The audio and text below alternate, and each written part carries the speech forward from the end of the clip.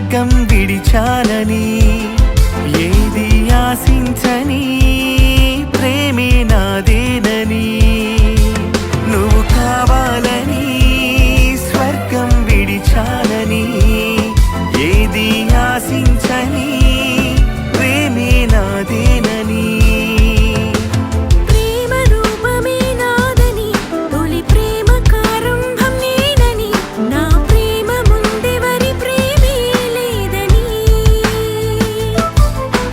పాపమే నాలో లేదని నువ్వు పాపివైనా ప్రేమని నేను ప్రేమతోనే గెలుచుకున్నానని